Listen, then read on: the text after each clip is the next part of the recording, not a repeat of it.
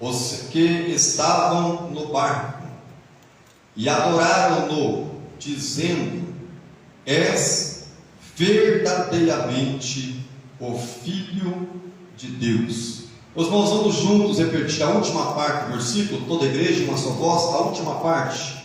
1, 2, 3. És verdadeiramente o Filho de Deus. Poderia sentar, meus irmãos? Deus vem falando comigo a respeito deste texto desde a data de ontem, quando estávamos ali no culto de missões, na casa do pastor Júnior. Um texto de suma importância em nossa caminhada espiritual, pois quando nós olhamos o capítulo número 14 do Evangelho de Jesus segundo escreveu Mateus, nós tiramos algumas lições muito importantes para a nossa caminhada. O capítulo 14 começa onde Jesus recebe uma notícia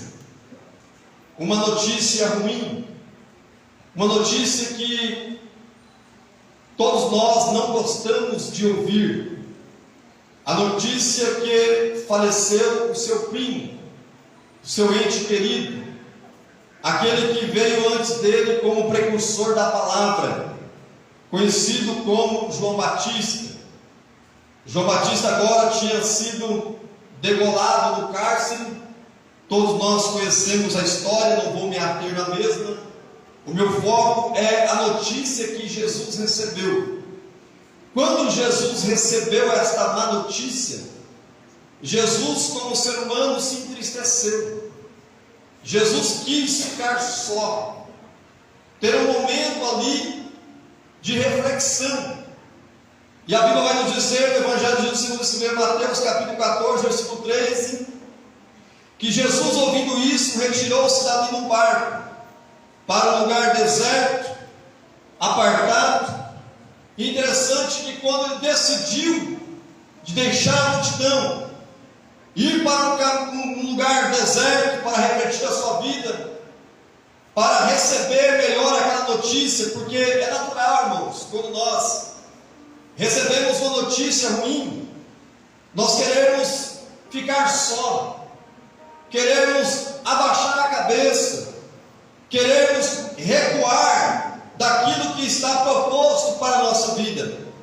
E Jesus, quando foi para este lugar só, a Bíblia diz que o povo seguiu a pé. Jesus foi de barco e o povo foi seguindo a pé. E quando Jesus chegou do outro lado, na outra margem, o povo já estava lá o esperando. E o que me chama a atenção é que Jesus, quando viu a multidão, viu aquele povo carente, precisando de ouvir uma palavra, precisando de uma cura, precisando de uma libertação, precisando de algo da parte de Deus, Jesus, possuído de íntima compaixão para com aquela multidão, curou os seus enfermos, realizou a obra de Deus naquele momento. Você sabe o que eu aprendo aqui com essa história? É que Jesus deixou de olhar para a sua dor e passou a olhar a dor do povo, a dor da multidão, a dor daqueles que precisavam dele naquele exato momento. Jesus deixou de olhar a sua dor e foi fazer a obra que Deus o tinha chamado. Jesus deixou de olhar para o seu sofrimento, Jesus deixou de olhar para a sua perca, Jesus deixou de olhar para aquela circunstância difícil e foi olhar para a multidão, aqueles que estavam carentes, aqueles que estavam precisando de algo da parte do Senhor. Aqui eu aprendo uma lição para a minha vida, primeiramente, e para a nossa vida nessa noite. Nós devemos deixar as circunstâncias adversas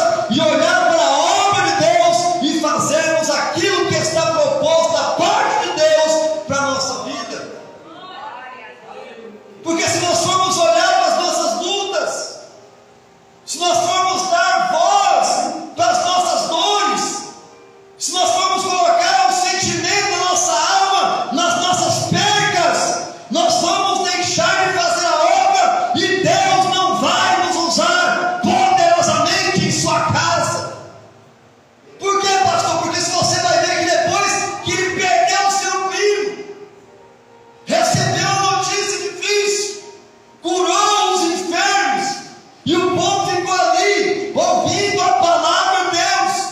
E o povo ouvindo a palavra de Deus no lugar deserto.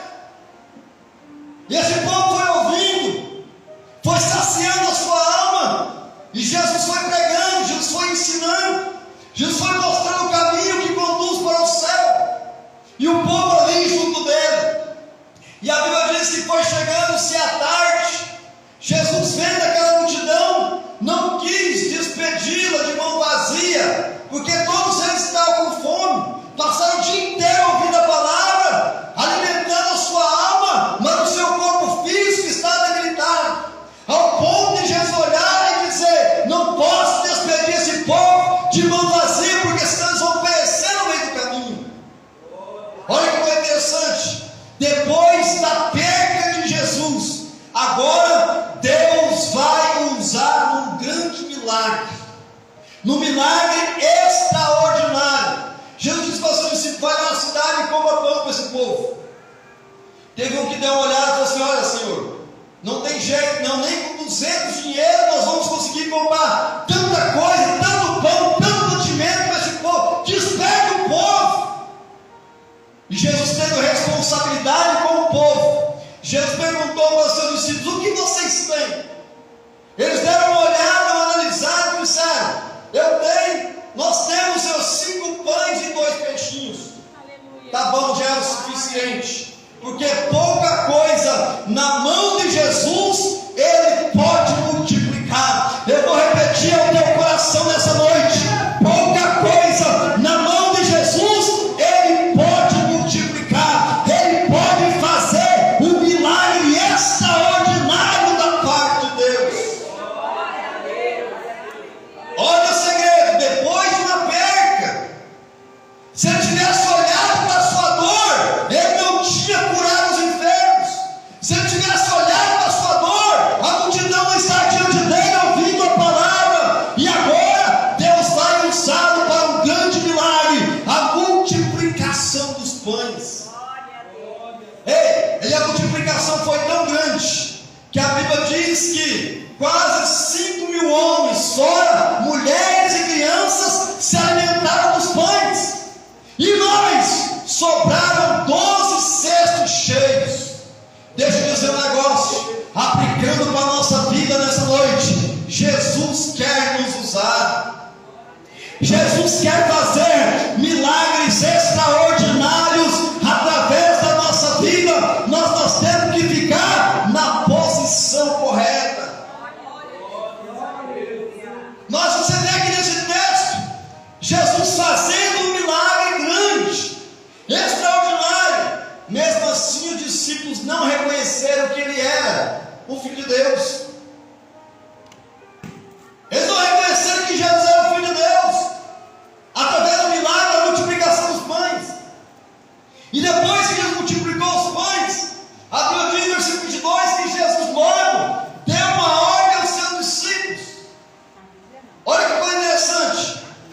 Aqui eu aprendo um negócio: e logo ordenou Jesus.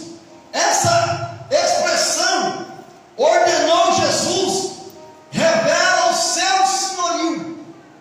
Porque tem muita gente que tem Jesus somente como seu Salvador, não tem Jesus como seu Senhor da sua vida, aquele que manda, aquele que dá as ordens, aquele que ordena, aquele que coordena, aquele que orienta as direções a ser tomada. Tem muita gente que não quer obedecer a orientação de Jesus, mas os discípulos nos dão uma aula nessa noite, quando Jesus ordenou os seus discípulos para eles passarem para outra margem, adiante deles. Os discípulos não questionaram, os discípulos não retrucaram, os discípulos não disseram: não vou, Jesus, quero ficar aqui com o Senhor, no meio dessa multidão regozijante. Não, os discípulos partiram, os discípulos foram. Olha que coisa interessante: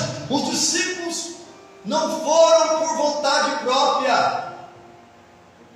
Não foram os discípulos que tiveram a ideia de pegar o barco e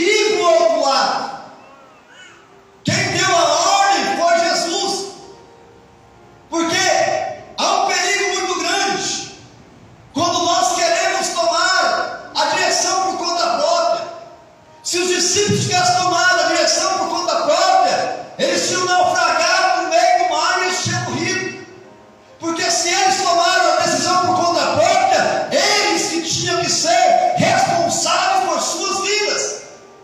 Mas como foi Jesus que deu a ordem, foi Jesus que deu a direção, foi Jesus que mostrou a vontade de Deus naquele momento aos seus discípulos, Jesus se responsabilizou pelo percurso.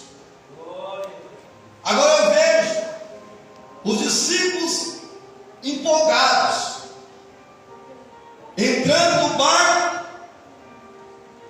e indo adiante para outra margem. Sabe o que eu aprendo aqui? Eu aprendo que do lado de cada margem, os discípulos viram a cura dos enfermos. Do lado de cada margem, os discípulos viram a multiplicação dos pães. Mas Jesus tinha para eles experiências novas do outro lado da margem. Deixa eu dizer para você nessa noite, Jesus tem experiências novas para a sua vida. Obedeça às orientações de Deus para você experimentar coisas novas da parte do Senhor. E os discípulos agora empolgados entraram no barco.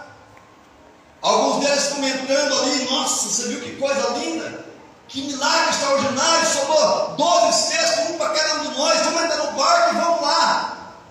E eles, quando entraram no barco e foram, Jesus ficou do lado de cá, despedindo a multidão, despedindo o povo que tinha recebido o milagre. Depois que Jesus despediu o povo, aí Jesus foi orar, só ele e Deus, quietinho, sem ninguém para atrapalhar. E Jesus vai lá orando. E eu vejo agora Jesus angustiado ainda pela notícia, porque nos momentos de angústia, irmãos, quando nós descemos diante de Deus, nós não queremos sair mais. No momento de dor, que as coisas estão apertando, no momento de aflição, nós começamos a derramar a nossa alma diante de Deus, e nós não queremos parar de orar. 1 hora, 2 horas, parece que é 5, 10 minutos, a oração vai fluindo, Deus vai confortando o nosso coração, alegrando de novo a nossa alma, e Ele vai mostrando para nós o cuidado dEle para com a nossa vida. E Jesus ficou lá, orando só. Pastor, e os discípulos? Os discípulos agora estão navegando. Os discípulos agora, acostumados com o mar, estão navegando em direção àquilo que Jesus falou. Mas a minha Bíblia diz, e a sua também, que algo aconteceu no meio do mar. Repete comigo, você gravar no seu coração: algo aconteceu no meio do mar. Vamos lá. Algo aconteceu no meio do mar. Pastor, o que aconteceu no meio do mar? A Bíblia diz que o barco onde eles estavam foi açoitado pelas ondas, porque o vento era contrário. Você sabe o que eu aprendo aqui?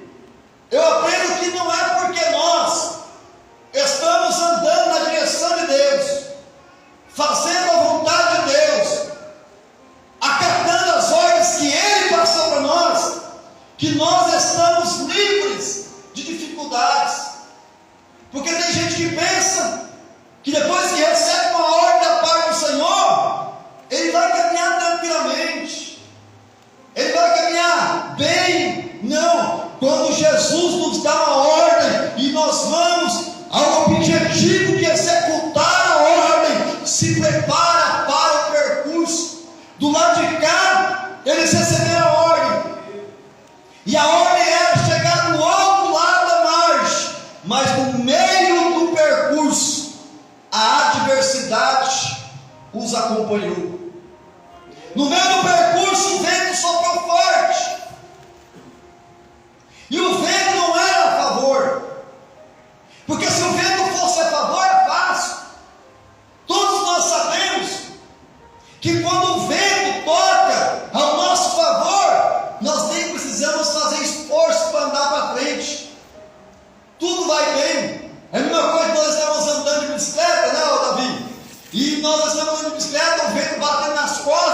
nós pegamos uma descida, nem precisa pedalar, vai tranquilo, vai bem.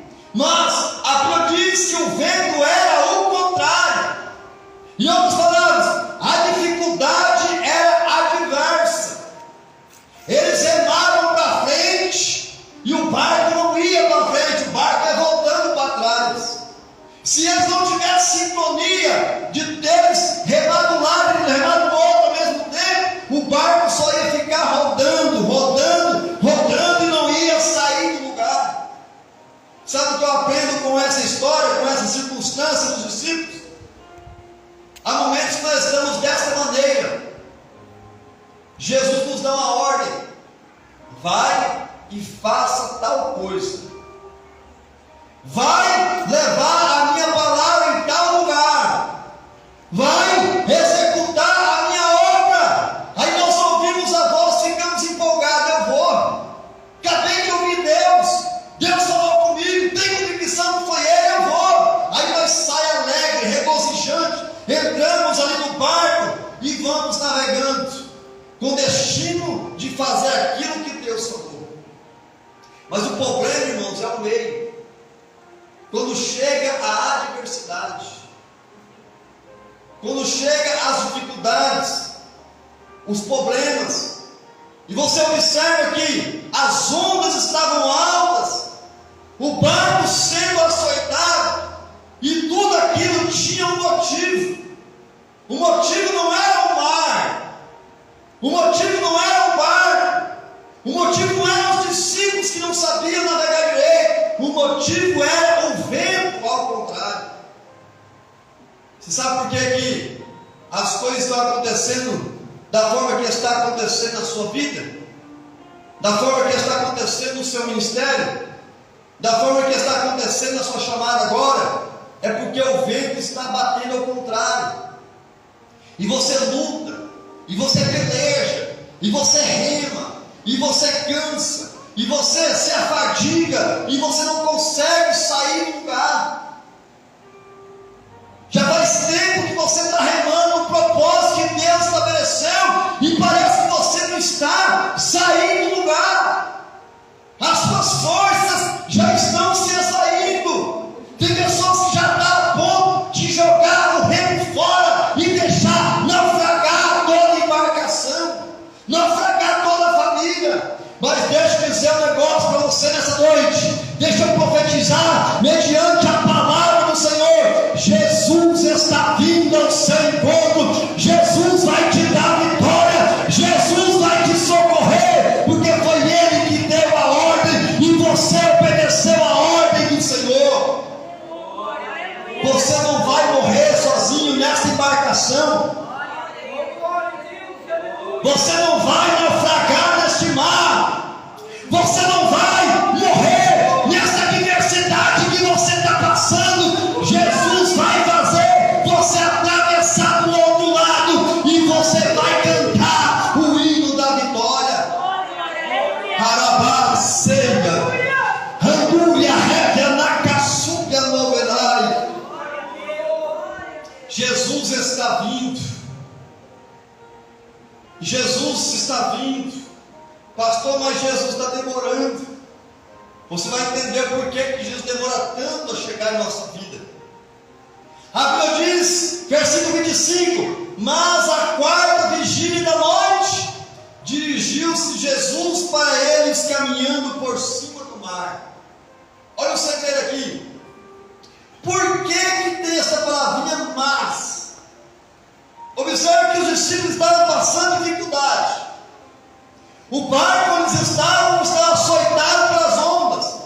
O vento ao contrário, passando onda na embarcação. Mas na quarta vigília da noite. Por que a Bíblia faz questão de relatar que Jesus veio ao encontro deles na quarta vigília da noite?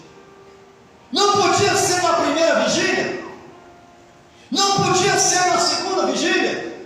Não poderia ser na terceira vigília? Por que Jesus deixou na quarta e última vigília da noite?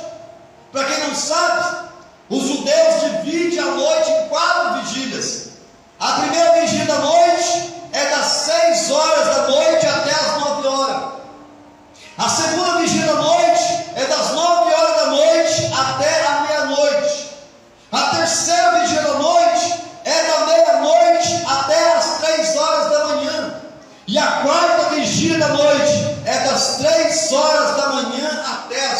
horas da manhã. Quem já teve a curiosidade de se levantar neste horário, das 3 da manhã até as 6 da manhã, sabe, não tem mais claridade da lua. É o momento mais escuro da noite. É o momento mais tenebroso. É o momento, dependendo do dia, da noite que for, você não consegue enxergar nem um pau na frente do seu nariz, de tão escuro que é a quarta vigília da noite. Pastor, o que o Senhor quer aplicar no meu coração nessa noite? É no momento que você não vê mais saída, que você não enxergar mais solução para a sua causa, que você não enxergar mais solução para o seu problema. É o momento que Jesus vai aparecer na sua vida e vai resolver este problema de uma vez por todas. Pastor, por que na quarta vigília da noite? Porque se fosse na primeira, os discípulos tinham acabado de entrar no barco, de tardezinha, eles estavam com força total. Aí Jesus vinha, eles iam dizer: não, foi nós mesmo que deu um livramento para nós. Ó, força do meu braço, minha experiência de embarcação. Pedro podia dizer assim: não, eu remei do lado direito, João remou do lado esquerdo. Aí Jesus chegou, foi tudo tranquilo, já estava tudo já pronto, já estava tudo resolvido quando Jesus chegou. Mas a Bíblia diz que foi na quarta vigília da noite. Sabe por quê? É porque a Bíblia diz que Deus não dá a sua glória para ninguém. Sabe por que Deus deixa para resolver os nossos problemas na última hora? É porque na última hora nós reconhecemos que foi Ele e não nós. Nós reconhecemos que foi Ele e não os homens. Ei, deixa eu dizer para você nessa noite: Jesus está a par da situação e Ele vai resolver na última hora. Aleluia. Quando você não tiver mais força, quando você querer jogar a bandeira e dizer: não aguento mais, desisto dessa causa, vou perecer, vou morrer agora, é o momento que Ele vai chegar na sua vida e vai resolver a questão. Observe que agora os discípulos estão no meio do mar, uma tempestade açoitando, e alguém pode dizer: mas pastor, por quê?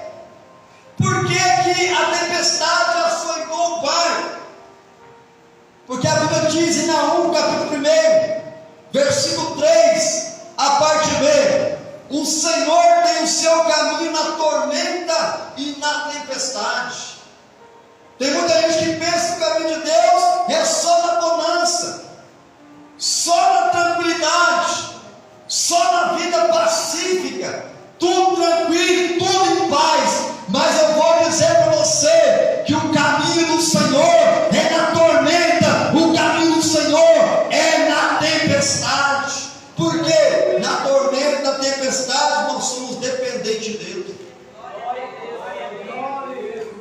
Na quarta vigília da noite, repete comigo: na quarta vigília da noite, na hora mais difícil, no momento mais escuro da noite, quando você não estiver enxergando mais nada na sua frente, quando você olhar para trás, não vê de onde você saiu, quando você olhar para frente, não vê a outra margem, você está no meio do momento escuro, no momento tenebroso, no momento que você não consegue olhar para trás e ver quando Deus te fez a promessa, no momento que você tenta olhar para frente e não vê mais modo para Deus cumprir a promessa que fez na sua vida, na quarta vigília da noite.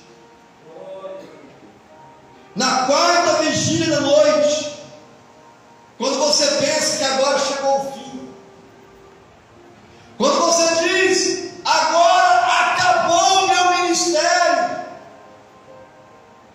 agora acabou a minha chamada, agora acabou a minha família, agora acabou o projeto de Deus na minha vida. É neste momento que Jesus vai chegar para mudar o curso da sua história. Guarde esta palavra no teu coração nesta noite. Na quarta vigília da noite. Quando Jesus chegou andando por cima das águas, na quarta vigília da noite. Outra coisa que eu aprendo aqui: Jesus não veio do jeito que os discípulos esperavam. Jesus não pegou um outro barco na margem anterior e veio navegando, encostou do lado dele e falou: entra para cá, para o meu barco. Não. Jesus veio andando sobre as águas. Deixa eu dizer para nós o que eu aprendo aqui. Eu aprendo que Jesus vai vir ao nosso encontro do jeito dele, não do nosso. Você vai estar esperando ele de uma forma, ele vai vir de outra. E pode ser que aconteça contigo como aconteceu com os discípulos. Quando viram Jesus andando sobre as águas, não acreditaram que era ele, acreditaram que era um fantasma. E a Bíblia diz que eles agora começaram a gritar com medo, começaram a gritar com pavor. Já não basta o meu barco ser açoitado pelas ondas, já não basta eu estar quase naufragando neste mar, nessa circunstância da vida, e agora vem um fantasma para tirar ainda mais a minha paz, para piorar mais ainda a minha circunstância. E eles começaram a gritar com medo. Só que Jesus, que conhece o nosso coração, Jesus, que conhece a nossa pequenez, as nossas limitações, quando viu que os discípulos estavam com medo, Jesus, porém, estava morto, não esperou mais tempo. Jesus se declarou a eles, dizendo: tem bom ânimo, sou eu. Em outras palavras, tem bom ânimo, chegou a solução para o seu problema. Tem bom ânimo, chegou a solução para a sua causa. Tem bom ânimo, porque chegou aquele que vai mudar a sua história. Aí sempre tem alguém mais afoito, né? Sempre tem alguém mais animado que os outros, com a fé mais impulsionada. Quando Jesus falou para eles: tem bom ânimo, sou eu. Pedrão, que era bem afoito, bem animado, cheio de fé, falou: Senhor, se é o Senhor mesmo, manda eu ir ter contigo também sobre as águas. Eita fé maravilhosa! No meio dos discípulos sempre tem alguém de uma fé extraordinária. Sempre tem alguém para puxar a fila, enquanto um e o outro estão ali gritando com medo. Pedro levantou e falou: se é o Senhor mesmo, então manda eu ir, porque eu sei, se o Senhor mandar eu posso ir e eu não vou naufragar. Aí Jesus falou assim: vem. Sabe o que eu vejo agora? O Pedrão, que estava animado, cheio de fé, pisou na água e começou a caminhar. Enquanto ele estava olhando para Jesus, ele estava caminhando bem. Enquanto o alvo dele era Jesus, ele estava caminhando sobre as águas. Mas a Bíblia diz que ele se distraiu. Ele olhou para o lado, ou seja, tirou a visão de Jesus. Quando ele olhou para o lado, ele viu as ondas altas, o vento soprando, e ele sentiu medo. E quando ele sentiu medo, a Bíblia diz que ele começou a naufragar. Sabe aquele momento que você ouviu a palavra de Deus, ficou animado, afoito? Não, eu vou fazer a obra. É agora que eu vou andando sobre as águas. Águas aqui simbolizam problemas, dificuldade.